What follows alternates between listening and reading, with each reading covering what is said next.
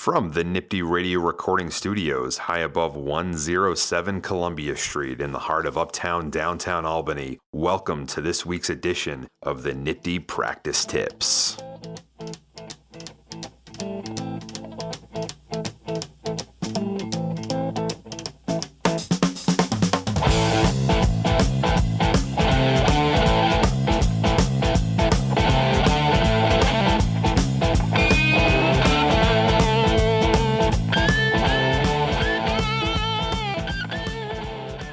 Hello, everyone, and welcome to the latest edition of our NYPTI Practice Tips.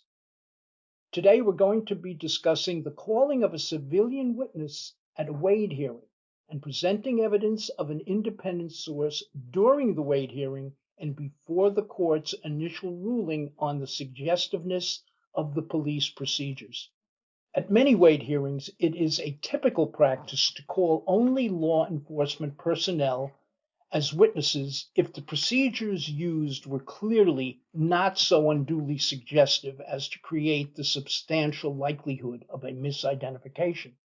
There are also cases where the people will call civilian witnesses at the suppression hearing to testify about the procedures used to secure the identification, but nothing about the crime itself. This type of a hearing is called a bifurcated hearing. In such a hearing, the evidence presented is limited to the ID procedure. The introduction of independent source evidence only occurs if the court rules the identification procedure were unduly suggestive and suppress the out-of-court identification evidence from its use at trial. This independent source evidence, if sufficient, allows the people to present an in-court identification of the defendant at trial despite the suppression of the out-of-court identification evidence. The primary strategic reason for not initially calling the civilian witness at a Wade hearing, or calling that witness but limiting the testimony to what happened at the ID procedure, is to prevent the defense from having an opportunity to cross-examine the civilian witness about the crime itself and having Rosario material available to use when cross-examining the witness at trial. At such a bifurcated hearing, it is only when the court finds the identification procedures to be unduly suggestive that the people will then present evidence of this independent source.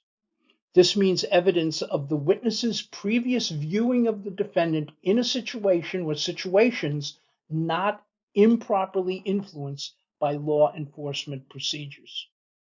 In many cases, the only independent source viewing of the perpetrator by the witness is during the commission of the crime. On occasion, the witness may also have seen the defendant at an additional time under circumstances that were not related to any unduly suggestive law enforcement orchestrated procedure. The people must show that these viewings establish an independent source from any suggestiveness to permit the witness to make an in-court identification of the defendant at trial.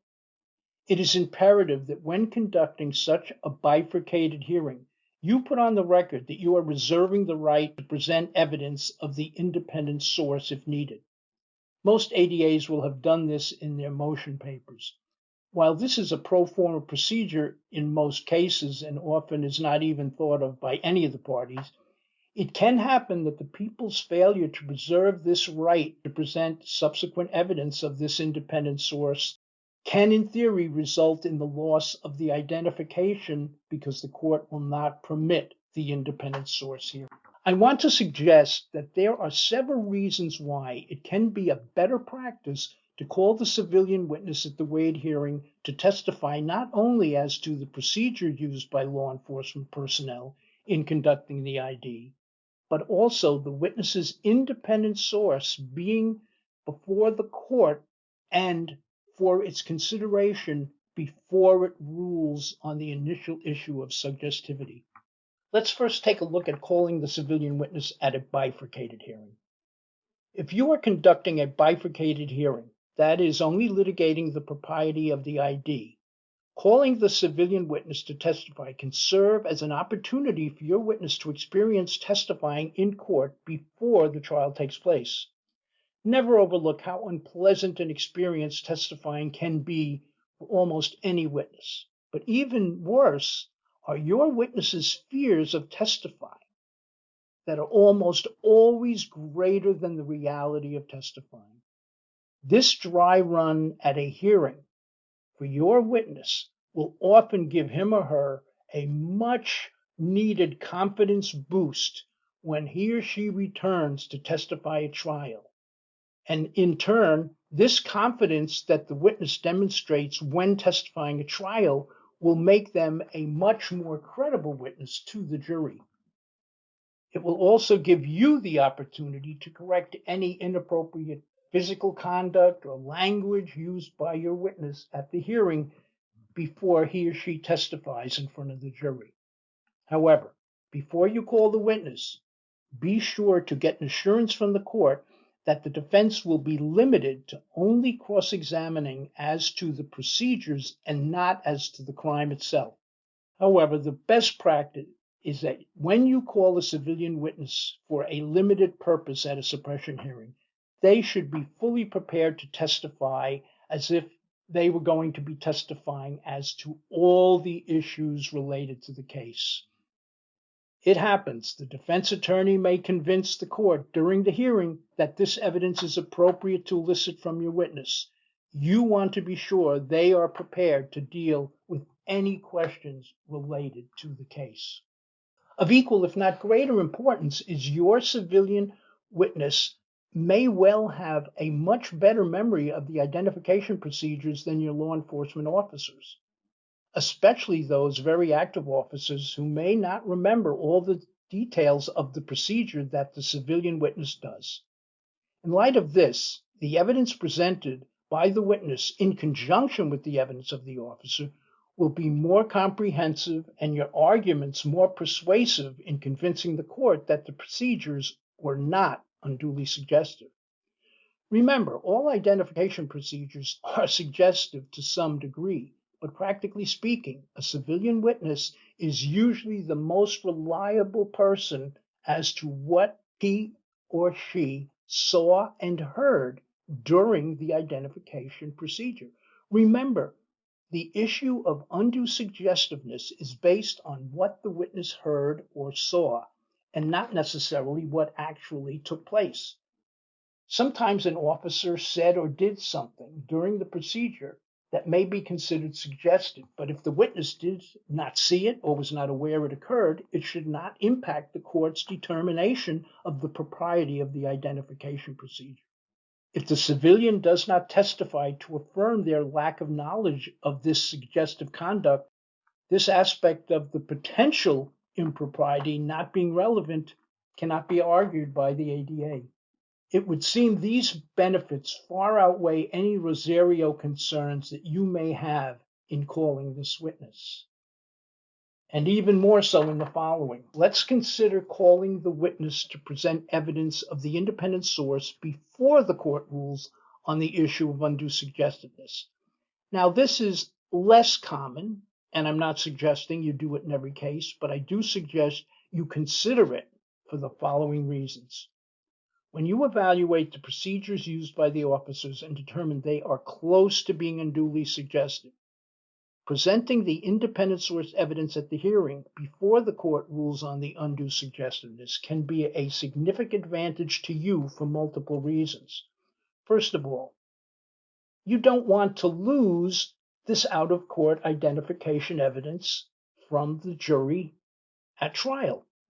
If you only present evidence of the police procedures used, a bifurcated procedure, and the court finds them to be unduly suggestive, if you subsequently establish there is an independent source to allow the in-court ID to be made, this will not change the fact that the out-of-court ID has been suppressed.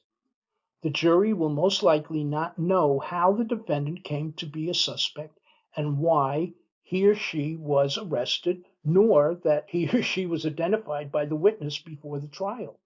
All they hear is the testimony about the crime, that the defendant was arrested, and the witness makes an in-court ID. This hole in your factual presentation at trial can create issues for the jury that cannot be explained to them. and which might create a reasonable doubt in their minds due to a lack of evidence. They are left with the impression that the witness is making an identification of the defendant for the first time after the crime at trial. This will appear to them to be a suggestive procedure, the defendant sitting at a table with the attorney, without the defense needing to say anything about this missing identification. For these reasons, it appears every effort should be made to preserve the evidence of the out-of-court identification. Secondly, suppose the hearing court rules in your favor at the bifurcation. On appeal, if the appellate court finds the procedure was unduly suggestive, there is no record of an independent source to justify the witness's in-court identification of the defendant at the trial. As a result of this, the case must be reversed. The case will be remanded for an independent source hearing, and if the court finds there was an independent source, you will try the case again. The appellate court is not permitted to make its own determination that the trial testimony established an independent source.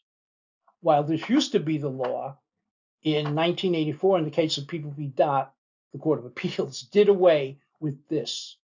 In other words, the only way to have an independent source finding is to have it done by the hearing/trial court.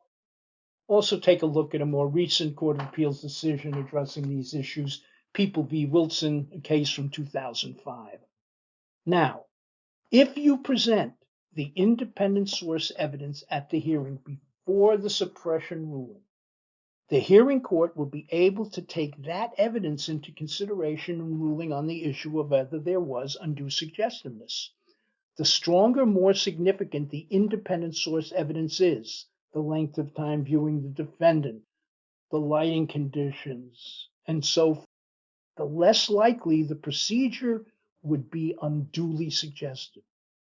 The determination of whether there is undue suggestiveness must take into account the amount of independent source information the witness has, both from the viewing of the perpetrator during the crime and at any other time. Now, the hearing court is aware that if it rules in your favor on this close issue and the appellate court disagrees, the existence of the independent source finding will allow the appellate court to still affirm the conviction. The hearing court is less likely to lean your way knowing that there's no independent source finding to uphold its ruling. The court should make its ruling in the alternative. That is, when you present evidence of the independent source at the suppression hearing, the court should first rule the procedures were not unduly suggestive and permit the in-court ID. But secondly, it should give an alternative ruling that there is sufficient evidence of an independent source that properly serves as the basis for permitting the in-court ID, even if the procedure was unduly suggestive. If the appellate division finds it was error not to have suppressed the out-of-court ID because you presented independent source evidence at the hearing, the appellate division can find this error was harmless based on the rest of the evidence presented at trial. Take a look at the case of People v. Owens, a 1989 Court of Appeals decision, where the court had suppressed some but not all of the evidence, but the people presented independent source evidence despite the fact that the court had ruled in its favor on the procedures.